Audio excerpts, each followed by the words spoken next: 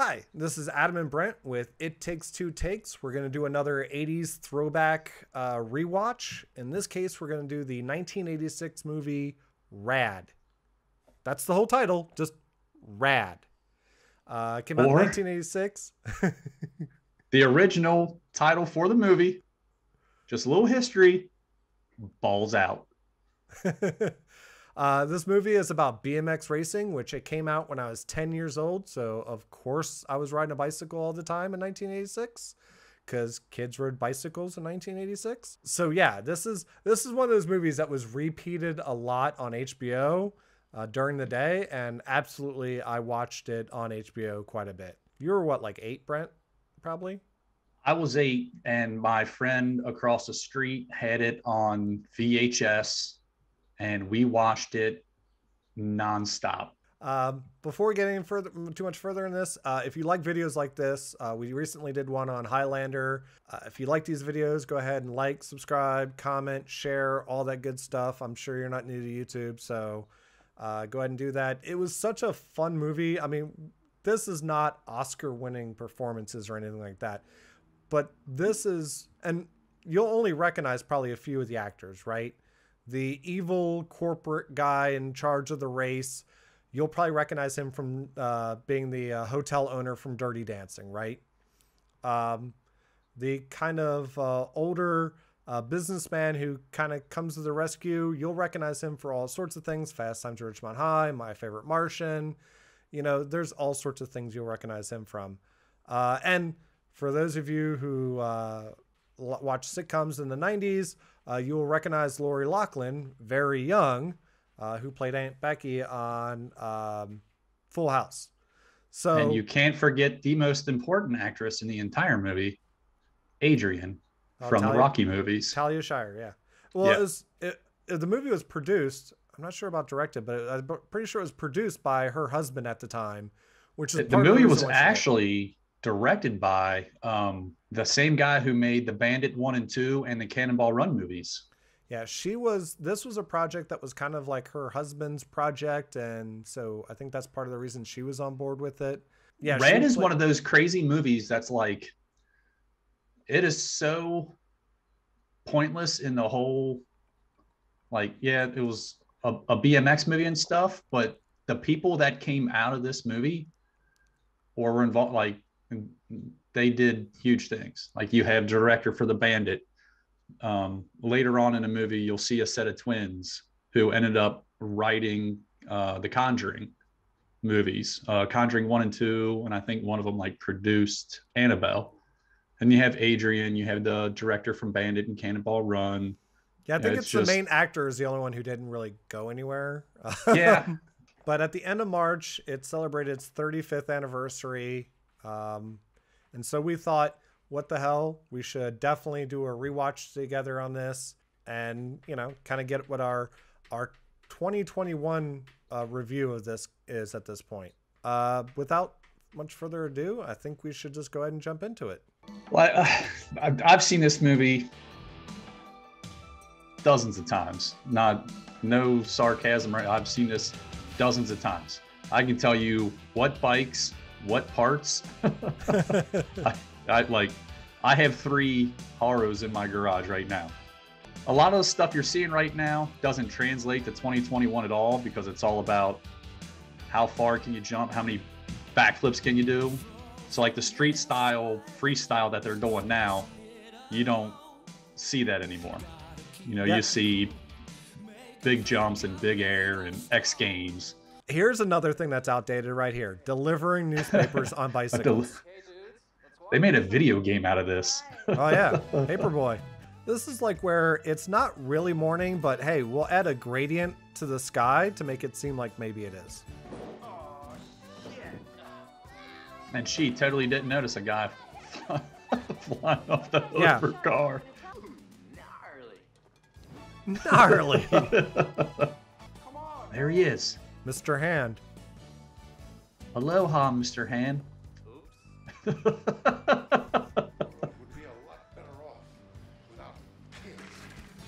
I'm having such a hard time talking bad about this movie.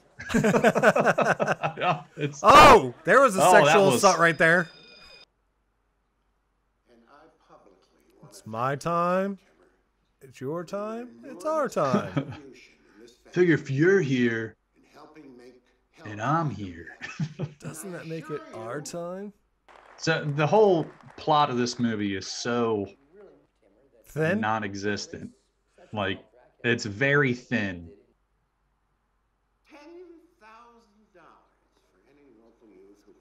Which, to be fair, in 1986, $10,000 if you're a young person is quite a bit of money. Which makes the rest of this plot even thinner. Sergeant Smith, and he wants to play. Then we'll play. The local cop is bored. Yeah.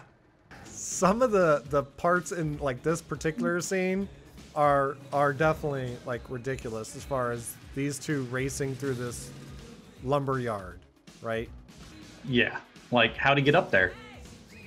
There's no way and, you're riding across a stack of like that. Right.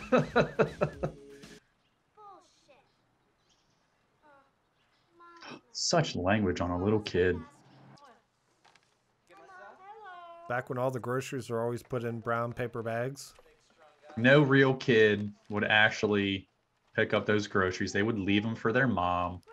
And then she would just be like, I can't believe. Oh no! That is just a bad idea. How long do you think it would take for our local township to rip something like that down? Oh yeah, it'd take no time at all. There they are. Those guys wrote the Conjuring movies. I think in the 80s, that's literally all you had to do was have blonde hair and blue eyes. And you're the bad guy? No, and you were just like a super hunk. You're like, ugh, look at me. Cop didn't seem to care when it was Bart Taylor stopping the whole parade, but, you know, anything else stopping it. What's the hometown kid? He's got to be a ruffian. He's probably the best actor in the movie. Yeah, oh yeah, absolutely. Oh, dance scene. In their one-piece jumpsuits. Look like spacesuits in the 80s. All right, here we go. Watch these dance moves. Oh yeah, the jacket with the sleeves rolled up. And the shoulder pads. Oh yeah. They are tearing it up out there. And the twins don't seem to mind sharing a girl. No, and the girls don't mind them hitting on the other local girls. I know what I'll do. I want attention too. Let me grab a bicycle. Watch his face. You hit my bike. Great song. We gotta put it out there. It's a great song. This is a great song. And also another small fun fact about this song, it was in Teen Wolf. Yeah, but every time I hear the song, this is the only movie I think of. This is the only movie I think of. That's it. That's called a cherry picker. I can remember sitting in my friend's backyard and like setting up our bikes against this fence and like posing like that and like having his mom take pictures of us because we couldn't actually do a cherry picker. Well, now he's got two girls. No, he doesn't. He's only like 5'4". There's no way he's got two hot chicks. They only want 6-foot guys. And besides, if you do make it and those mattresses are there, they're just going to cause you to wipe out. What are you, See, nuts? she's smart. Right. No, that's no glory.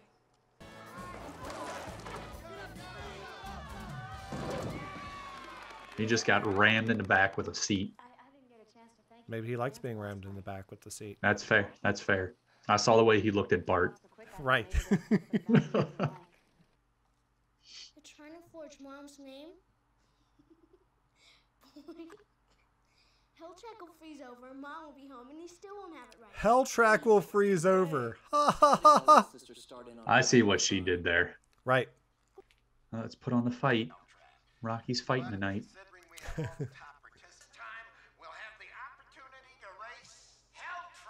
It's a nice skirt.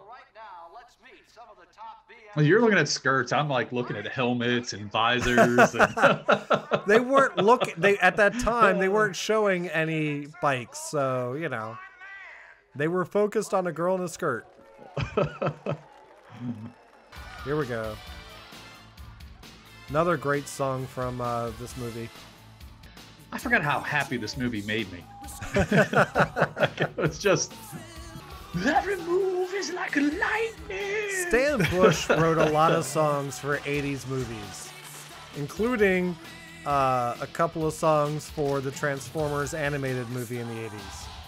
Because this is the same guy who did the song "You Got the Touch" from the Transformers movie. All right. I think I said it in Highlander. Soundtrack. Huge help to this movie. Oh, a lot of movies in the 80s. I mean, the soundtracks played a big part. Wait for it. Oh, damn it, Rocky. Oh, I mean, crew. I wanted that helmet. Like how she has a little face mask right there. Right. Ah. I swear to God, every time I see that bike with the discs on the wheels, I think it's a Sigma. Do you remember the Sigma? Oh yeah. That was like the futuristic bike. Oh yeah.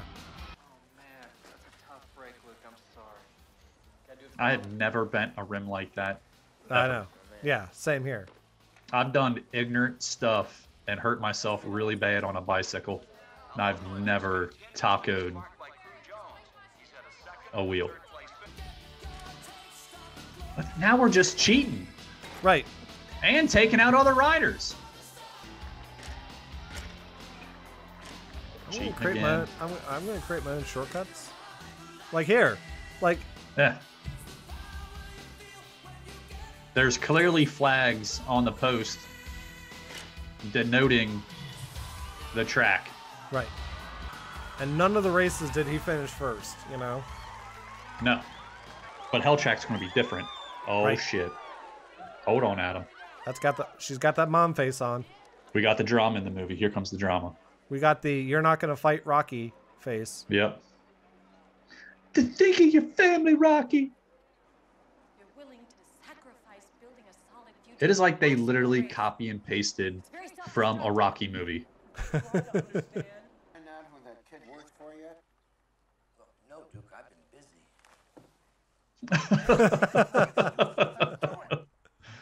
Lucky you. You're all alone. You want to come with us? No, I gotta work. Too bad. Are you stupid? I gotta talk to this guy. What? Yeah, absolutely. That's not what I was thinking about when I was 18. Right. Can you make it quick? I gotta go find these two girls. They had the whole day off. He's hung up on Aunt Becky, so. Well, Aunt Becky can get him into college. Right. Put him on the road team. I mean, really, let's face it. He didn't win a single qualifying match, yet he's the one that they're most worried about. That's what's funny. Right. You know, he was totally unaware of this rule when he made the announcement about the qualifying race. Now, of course, even though we just said it's a new rule. They could just have stolen his bicycle. That wouldn't have been as dramatic. Mr. Hand heard the whole conversation.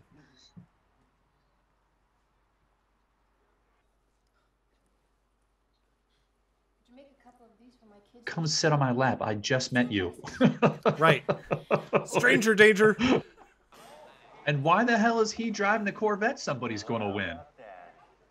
Just put miles on it? He is a jerk. Right. And the twins are riding on each other's laps. Yeah, like the 90-year-old twins. See, what we don't realize at this point, 1986, is she's sitting there thinking, your name is Crew. When I have kids, I'm going to make it seem like they rode Crew so they can get into college.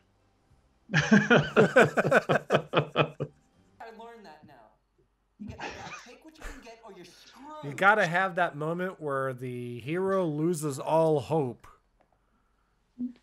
Well, the girl has to lose hope in him, and then he has to have a redemption moment. Right. Because the girl inspired him. If he wanted to get at 7:15, why didn't he just wake up 5 minutes earlier? Well, because a lot of it has to do with when the papers get delivered.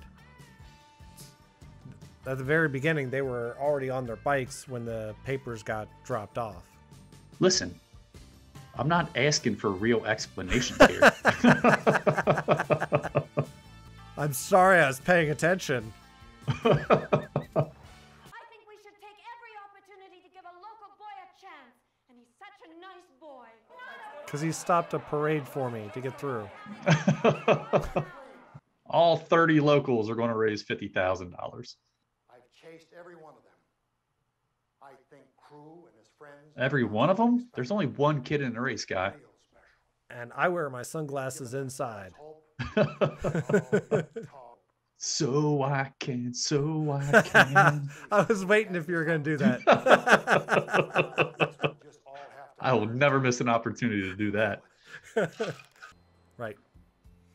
Look at those What we comic got? books. That's exactly what I was going to say. What's in the background there? I saw Alpha Flight. I saw G.I. Joe.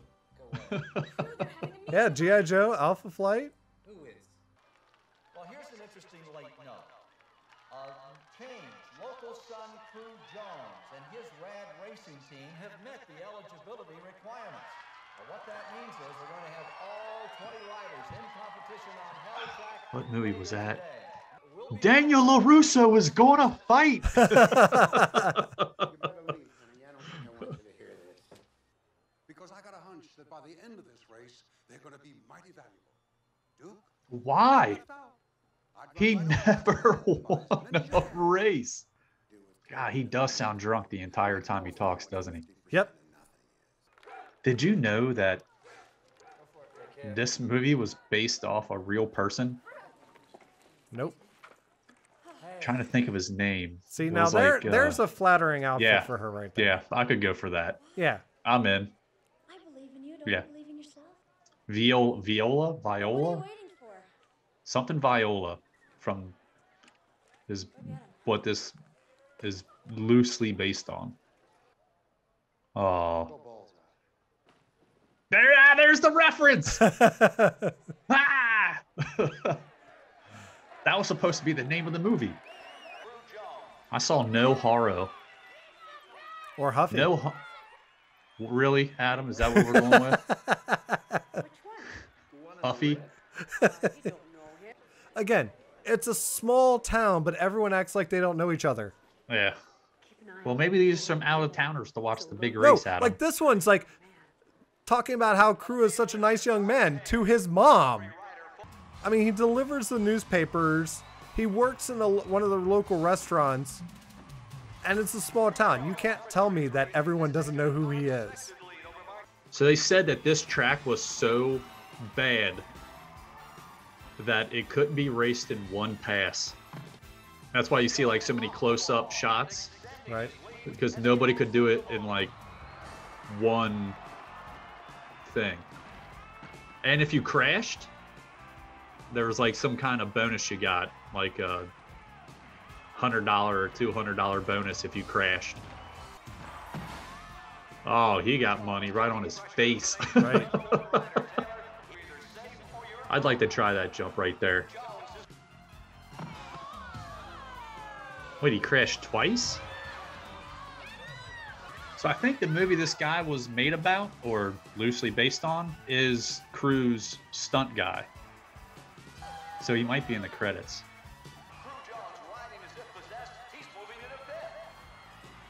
Passing all the professional riders. Right. As they seem to be just lazily going around the Yeah, track. just... Oh, he's over the top. That's the other pink bike. Yep.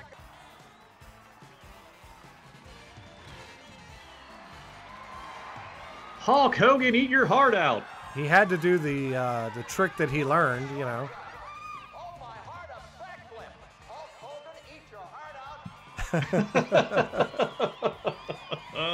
Best line of the movie.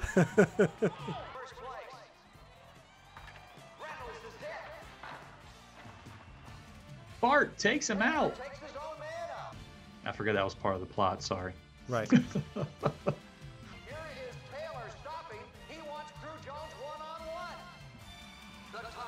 Even though he had him beat by like 15 bicycle lengths. Right. I can't even speak. I'm so... Who's going to win, Adam? I thought that was the final hurdle. Nope, they gotta come down the last hill for the finish line. Just so they can get a jump. I'd like a photo finish. Because it sure does look like he started that 360 a little early there. Now Mom is showing just a little bit of happiness. Not a whole lot, just a little bit. You just have to be happy he made it through the fight, you know? Right. Without brain damage.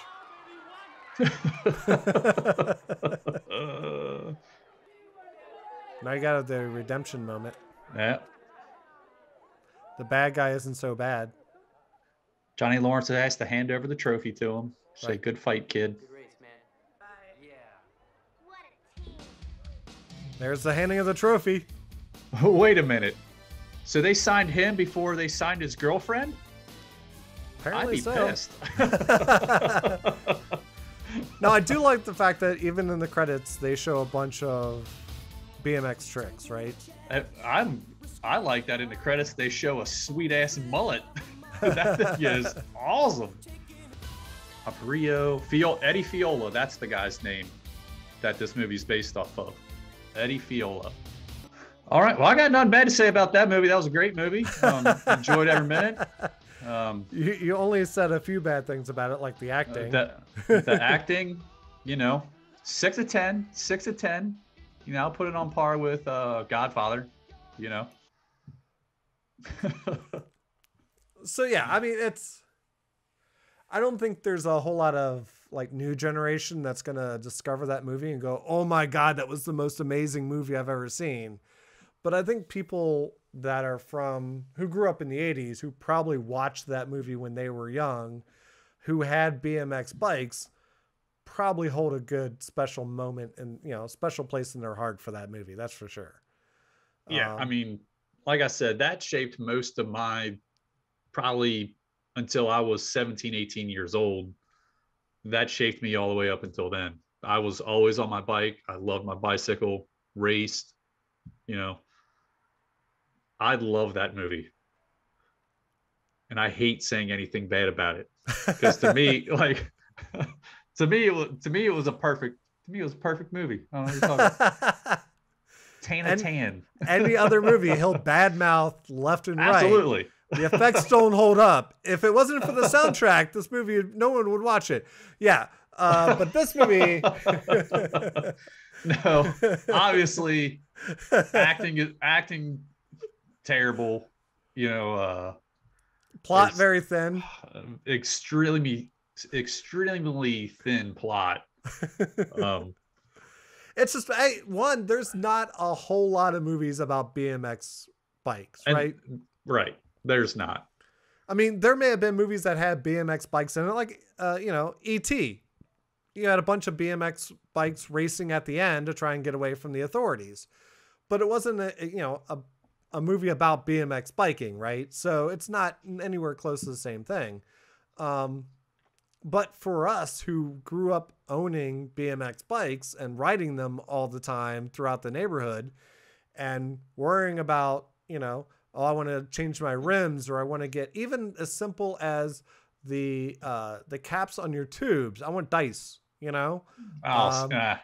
See, we were very much different because I wanted the lightest bike I could possibly get because, racing and jumps, you want to be fast. So everything on my bike was lean. Oh, I admit that my bike wasn't the lightest bike, and it was one of those things of, I knew I was never going to be super fast. I was never going to race. I was never going to do those tricks. So for me, it was just enjoying the bike and having the bike look the way I wanted it to look. That was about it for me. But I enjoyed those movies and stuff like that. And yeah, I would have watched that movie on a Saturday morning, and as soon as it was over, I would have been outside on my bike. I said from about the time 8 to 17, even after I started driving, the only difference driving made for me was I was able to ride in different places further away. That was about it. Movie is a fun, nostalgic movie. It's one of those movies that you can't go into it thinking the plot is going to be great, right?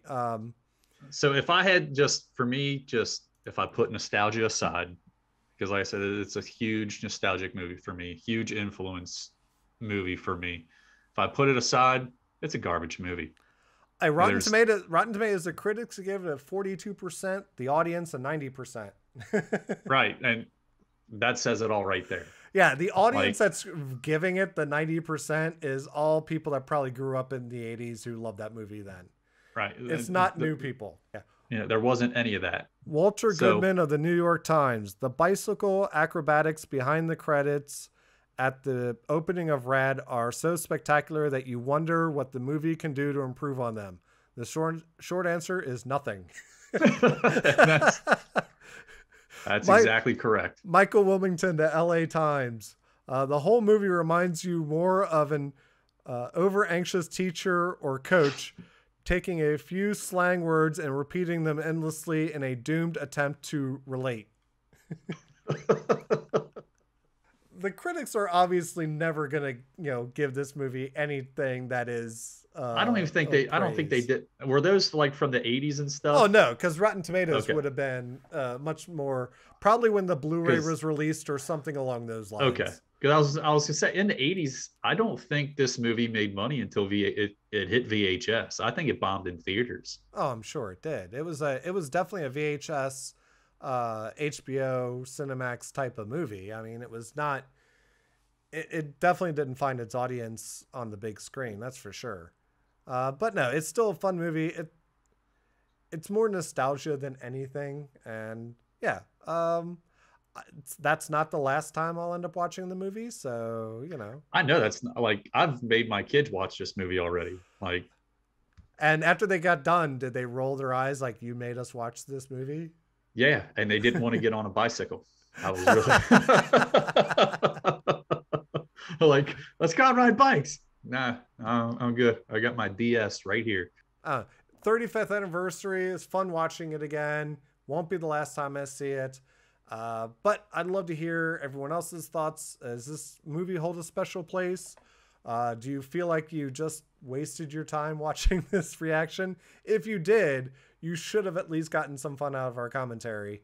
But no, I think it's good music in it. It's a fun, nostalgic movie, not to be taken seriously. And I'm sure we'll have another nice throwback 80s movie coming up. I'm not sure what the next one will be, but I'm sure we've got one we'll do here. We have a ton to choose from. And on a note, this is a huge learning experience for me on this movie. It is really hard to tear apart your childhood.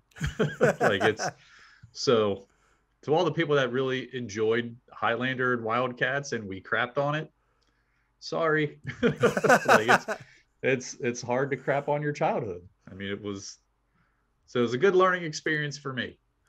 All right. Until next time, this is Adam and Brent with It Takes Two Takes. Hopefully you liked that really rad video that we just watched all about RAD. And if you don't click that subscribe button, I'm going to come over to your house. I'm going to stand in front of it wearing a trench coat, holding up a boombox, playing really annoying 80s music at 3 a.m. Just saying, you've been warned. Click that subscribe button. Take care.